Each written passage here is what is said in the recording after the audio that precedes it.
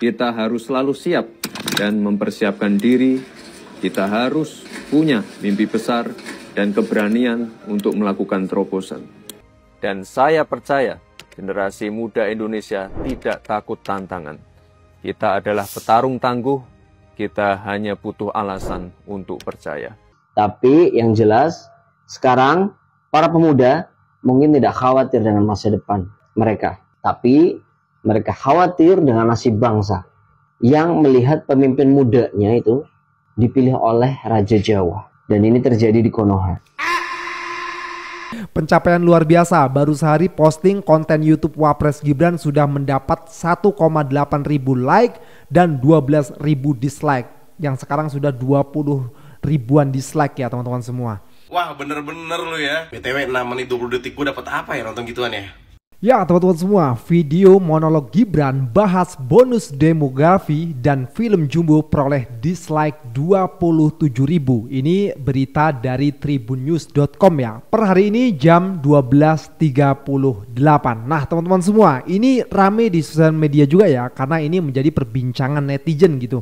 Kenapa kok video dari Gibran menuai banyak sekali dislike gitu ya? Bukannya like tapi malah dislike. Ini kenapa nih? Apa jangan-jangan memang rakyat sudah membuka mata bahwasanya ya bagaimana perjalanan Gibran menuju menjadi wapres, itulah efeknya gitu.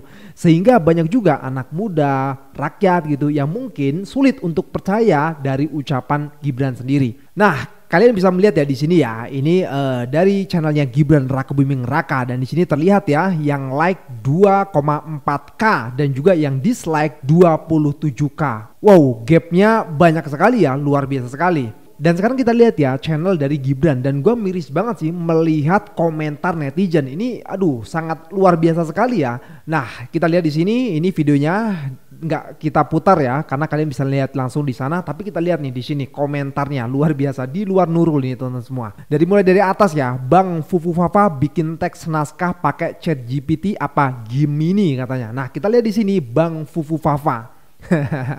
Terus ada lagi, siapa yang kesini cuma mau lihat komen-komen tapi skip isi videonya, coba cung katanya. Anda jangan pernah sekali-kali berpikir bahwa video Anda ini keren atau menginspirasi, tuh kata rakyat ya. Bikin naskahnya pakai apa Pak katanya. 90% komentar negatif ini bukti bahwa rakyat tidak menyukai Gibran sebagai wapres katanya. Ya ini terbukti guys, kalau memang banyak yang mencintai dan suka dengan Gibran, kenapa kok kenyataannya seperti ini gitu loh. Kita nggak bisa ngelihat di sini langsung ya dislike-nya. Kalian bisa ngelihat di handphone ya, ini karena di monitor ya guys ya. Nah, di sini lo mengapresiasi film Jumbo, tapi belakangan aktualisasi lo dan orang-orang pemerintahan malah membuat para animator hampir sekarat dengan maraknya kalian menggunakan animasi AI. Apa yang dikatakan nggak sejalan dengan realita, kosong natural. Bisa nggak wapres diganti AI? Luar biasa. Ini gue udah beberapa komentar di atas, isinya begini semua, pesimis dengan wakil presiden. Lalu siapa yang disalahin kalau udah kayak gini guys? Ya rakyat juga nggak bisa lah disalahin ya. Karena ya perjalanan dari wapres kita sendiri begitu gitu loh. Itulah yang menyebabkan hilangnya legitimasi wapres gitu kan. Terima kasih sudah memberi contoh bahwa sekolah itu penting, nilai itu patut diperjuangkan dan perlunya berdikari di atas kaki sendiri, bukan dibantu cari kerja mati-matian oleh orang tua. Miris dan kadang kasihan juga sih ya. Nah ini tweetan dari Manto Gudono SH. Rakyat kompak mendislike konten Mas Gibran WKWKWK. Pencapaian luar biasa, baru sehari posting konten YouTube Wapres Gibran sudah mendapat 1,8 ribu like dan 12 ribu dislike. Yang sekarang sudah 20 ribuan dislike ya teman-teman semua. Terus ada yang komen nih, hoax dan siap-siap ya, jangan mewek nanti katanya. Langsung dibalas, goblok katanya. Lihat YouTube-nya sana katanya. YouTube bisa di dislike sekarang, udah lama katanya. Tunggu saja, sebentar lagi bisa dibalik. Uang rekap pemilu saja bisa dibalik. 30 ribu dislike on the way. Ayo gaskan sekalian report buat bonus katanya. Aduh, saya tambahin 1 dislike. Jadi udah banyak banget yang ngedislike ya. Ini fenomena baru guys. Wapres sampai seperti ini. Dan juga tweetan dari Bob Duana. Bonus demografinya tanda tanya. Banyak orang bego gampang disetir, kasih rumput ngikut semua kayak kambing. Good luck for 2030. Ini gue bacain doang ya guys. Generasi muda, lu aja nggak mencerminkan generasi muda, kocak katanya. Gibran, duit lu banyak, nggak mau treatment buat kencengin muka kah? Lah kok nyampe sana? Mending Timothy jadi wapres 1000% better. Nah gue setuju juga sih. Oke teman-teman semua, coba kita lihat ya komen netizen melalui videonya. Duduk kita akan berada sehingga memiliki pengaruh signifikan tantangan masa depan. Jadi saat ini banyak anak-anak muda, kita harus selalu siap dan mempersiapkan diri. Kita harus punya mimpi besar dan keberanian untuk melakukan terobosan.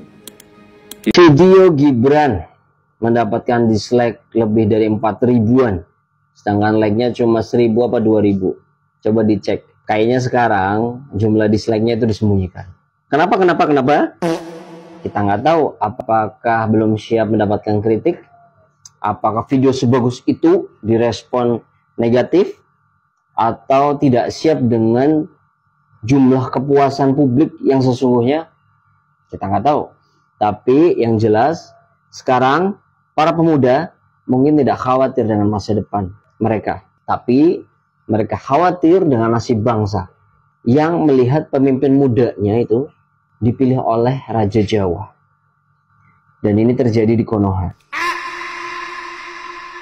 Teruntuk para netizen yang bisa-bisanya dislike konten terbarunya Mas Wapres Gibran. Wah bener-bener lu ya. Padahal kan Mas Wapres kita yang terhormat itu lagi share gitu ya, kalau kita harus optimis menghadapi bonus demografi. Ya walaupun dari dulu juga Indonesia kelebihannya bonus demografi. Ya kita semua nih optimis dari dulu. Yang bikin pesimis para pemimpinnya yang nggak bisa manfaatin bonus demografi. Jadi banyak masyarakatnya yang nggak berguna dari dulu. Ya kan, tapi tetap aja dia kan share hal yang positif biar kita optimis terus. Terus juga Mas Wapres kita kan apresiasi timnas U17 kita yang masuk Piala Dunia. Ini kok malah pada dislike. Ya walaupun masih banyak juga nih anak-anak muda kita yang berprestasi malah nggak dihargain di negeri ini. Ada juga tuh menterinya yang bilang kabur aja sana, nggak usah balik lagi. Padahal bisa aja mereka nih anak-anak muda Indonesia lagi cari prestasi di luar. Terus Mas Wapres kita kan lagi apresiasi juga tuh film Jumbo sebagai film animasi terbaik Indonesia sejauh ini. Ya walaupun nggak sinkron aja, kemarin-kemarin disuruh pakai AI, sekarang malah apresiasi para animator. Yang bikin animasi Ghibli aja ngamuk-ngamuk tuh sama AI. Ya tapi kan tetap aja Mas Wapres kita tuh apresiasi film animasi kita. Ya walaupun tetap aja nggak konsisten gitu omongannya dari dulu. BTW 6 menit 20 detik gue dapet apa ya nonton gituan ya?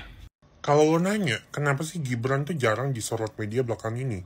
Apakah Gibran sudah tidak laku? Tidak semudah itu. Gue jelasin, ini strategi Gibran. Kenapa sih jarang nongol di media belakang ini? Ini yang dinamakan strategi kapal selam. Dia akan menghilang sedalam-dalamnya dan muncul saat dibutuhkan. Ini 3 hal utama yang perlu gue sampaikan dari strategi kapal selamnya Gibran. Pertama, strategi kapal selamnya Gibran adalah Gibran tidak ingin terlibat sedikit pun dalam isu-isu deal-deal politik. Karena kalau Gibran sampai terlibat isu deal-deal politik, itu akan menjelekkan namanya Gibran. Gimana sih agar strategi kapal selamnya Gibrannya berhasil? Ya simple, Gibran akan menghindari friksi-friksi politik dan negosiasi-negosiasi politik. Terbukti kan? Jadi, setiap deal-deal politik yang kena sasaran tembak itu siapa? Ya, antara Jokowi atau Prabowo. Di sisi lain, Gibran akan muncul ke publik dalam isu-isu yang memiliki dampak langsung kepada publik atau yang menjadi perhatian publik secara langsung. Misal, dalam penanganan isu banjir, Gibran akan muncul. Atau isu sosial, nonton bareng anak yatim, Gibran akan muncul. Dengan strategi kapal selam ini, harapannya elektabilitas Gibran akan naik, karena Gibran lebih fokus pada pekerjaannya dan hal-hal yang berdampak langsung kepada masyarakat dibanding hal-hal politis. Jadi, itu adalah strategi kapal selam ala Gibran untuk menaikkan citra politiknya. Di pidato itu sama sekali tidak ada disampaikan how to-nya gitu. Jadi pidato ini hanya menyampaikan data, harapan, tanpa ada strategi yang jelas dan konkret apa yang akan dilakukan oleh pemerintah untuk mengelola bonus demografi ini. Jadi Gibran tidak menjelaskan secara rinci bagaimana pemerintah akan mengelola bonus demografi ini. Misalnya tidak ada penjelasan soal reformasi pendidikan untuk menyiapkan SDM yang kompeten dan siap kerja misalnya. Lalu apakah akan ada program pelatihan vokasi dan pengembangan keterampilan misalnya? Lalu apakah akan dibuat kebijakan penciptaan lapangan kerja baru yang inklusif dan berkelanjutan? Lalu strategi apa gitu ya yang akan dilakukan oleh pemerintah untuk menghadapi otomatisasi misalnya dan digitalisasi yang mengubah pasar kerja? Karena saya lihat banyak para tenaga kerja yang akhirnya kena PHK karena ini digitalisasi gitu ya. Banyak kerjaannya yang digantikan oleh AI misalnya. Nah, saya rasa pemerintah pun juga perlu memberikan dukungan konkret gitu loh untuk kewirausahaan dan industri generasi muda gitu. Nah, apakah ini akan dilakukan? Nggak ada disebutkan di video itu. Jadi kalau kita lihat realitanya gitu ya, realitanya yang terjadi saat ini, pengangguran di Gen Z ini sangat tinggi. Data menunjukkan bahwa hampir 10 juta pemuda usia umur 15-24 tahun Gen Z ini menganggur, dan ini adalah ancaman serius karena bonus demografi hanya akan menguntungkan jika angkatan kerja produktif terserap di dunia kerja gitu. Jadi bonus demografi yang dielu-elukan atau dibanggakan gitu ya, itu menjadi salah satu keuntungan bagi rakyat Indonesia. Tapi kalau akhirnya nganggur dan pengangguran ya, ini malah justru menjadi masalah yang lebih besar lagi gitu. Seperti yang dikatakan oleh Bang Dodi barusan gitu ya. Nah, jadi ini bukanlah suatu hal yang perlu dibanggakan, yang seharusnya itu pemerintah apalagi Wapres gitu menyiapkan ya kan ide kreatif ataupun gagasan narasi yang akhirnya nanti diolah menjadi sesuatu hal yang bisa dimanfaatkan untuk rakyat gitu loh.